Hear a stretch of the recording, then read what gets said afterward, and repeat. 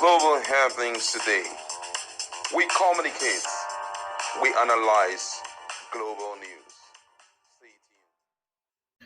Hello, great people. Welcome back to our channel. We're so excited to have you again. As Nigerians are preparing for 2027 election, a lot of coalitions are coming up left, right, center. But interestingly, from what we are seeing, it seems as though the North is planning to give President Bola Ahmed Tinubu a shocker. And who you're going to be listening to is actually one who is working in APC, who is in APC, but working against Bola Ahmed Tinubu re-election, still from APC. And he had given some very valid reason why many, according to him, more than 80% of those who are in APC are waiting for signals outside for them to move. Because unfortunately, the president has taken certain decisions alongside being in company with certain persons, the likes of Wike, in ruining a lot of things, which has made him and some other key stakeholder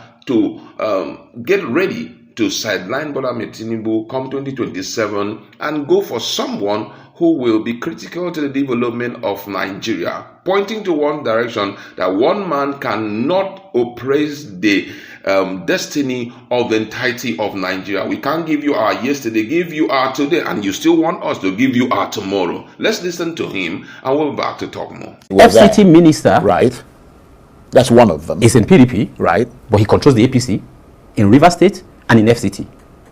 Right. I am a card-carrying member of the APC in FCT. I ran for local government chairman in FCT in APC 2015. I did not win the primary ticket, but I was instrumental to our winning the local government. We were in opposition at the time. Abdullahi Adamu Candido was our candidate that won the primary election.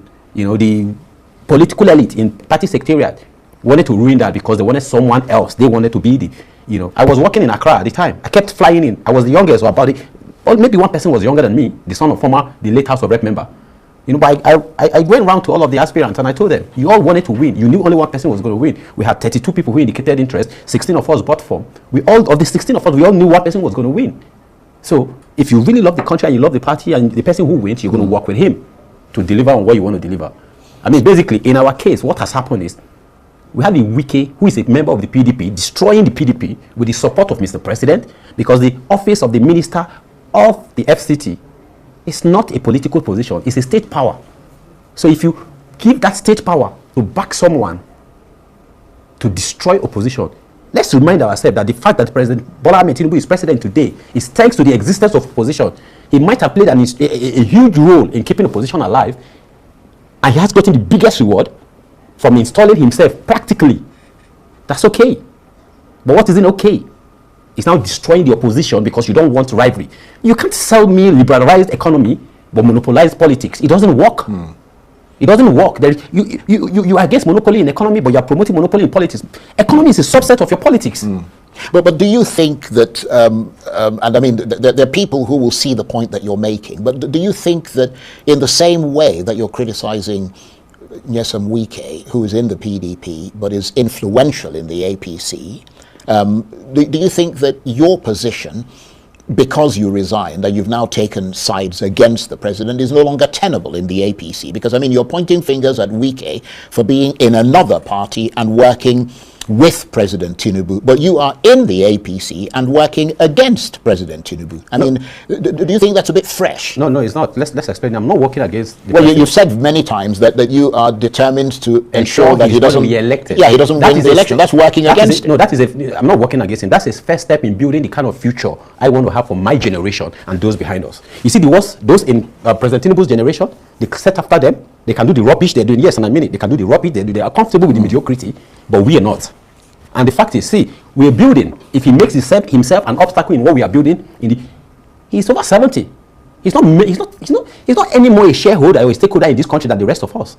Let me tell you what former President Buhari told us in 2013 when we had to pay him a visit under the leadership of Barrister Ismail Ahmed. That was at the early stage of the formation of the APC. It had not even been formed formally. We knew there was going to be an all, there was going to be an progressive, and with Barrister Ismail Ahmed leading the way, we had a movement called All Progressive Youth Forum.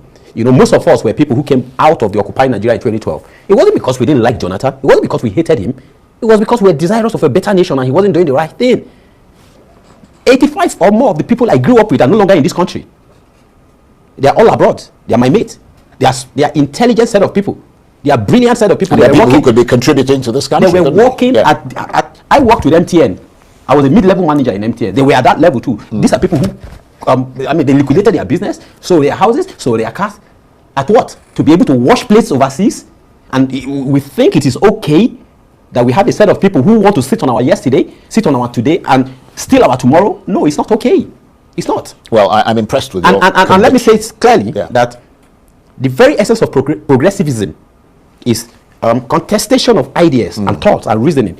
Even within the party itself, my membership of the party was at my instance, not at President Bola Ahmed Tinubu's side. He cannot determine my membership of the APC. It's not up to him. It's not his call. What he could approve was my appointment, which he approved, over 2 months or nearly about that, after the nomination by the his former spokesperson, Ajuri. So I have given him back that. But what I do with my membership of the party, it's not up to him, because I started doing that. Part of what I did led to his emergence. When a set of people in the party brought in internal. You remember, I was here a couple of times. I mean, the APC rebate started then, when we felt there were things not going right. I was a member of the committee. I was promised the land. It was taken because I refused to change my position. It is not I walked away from a good paying job to do this. It is nothing new. Right. I'm not saying I am doing this. I'm saying we can all decide. First thing first, let's be very intentional about the country we want to build. Then be very intentional about what our challenges are. Then be very intentional about what we can do to fix it. Then start to do it. And are there many more people like you within the APC? As we speak, 80% of every card-carrying member who were responsible for his election. Let me tell you, the people who voted for President Bola Ahmed Tinubu were card-carrying members of the APC who didn't want to see APC lose. They were not people who were paid. And now? They are aggrieved. They are inside, but they are unhappy. So they're working from within against him. They are just waiting to see the light. People waited. Let's remember that by 2014, about 24 governors had endorsed former President Jonathan, but there were a lot of people who were inside there waiting for something to happen. Out of them, there was a G7, and there was a G5 eventually. Then we saw what happened. The fact that everybody is going one way, the sign of desperation should tell us, because whoever is at the other side knows that not everything is right. And it's even more an attack on democracy, because you have governors who are supposedly doing well in their domain that are not originally APC. What has an Akwa Ibom got changing loyalty? What has Delta got changing loyalty? What impact has APC ever made in Delta or Akwa Ibom? Do you think that's all those defections are going to have a negative impact on the APC? It's going to have a negative impact on our existence, on democracy, if we don't stop it now. Right. But on the APC specifically, yes. you're getting all these new people. Oh yes, I have spent 12 years as a member of the APC, and I'll probably like to give it a shot again to run for local government chairman in Amak.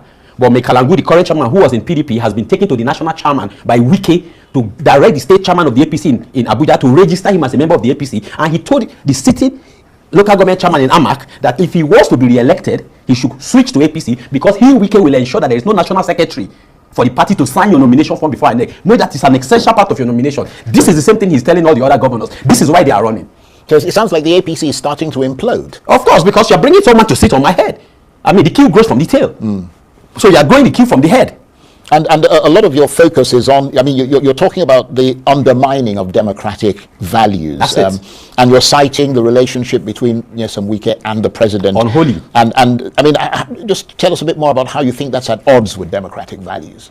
If you want to run a government of national unity, it's institution. You can't build an institution while you're destroying one. PDP is an institution whether we like it or not.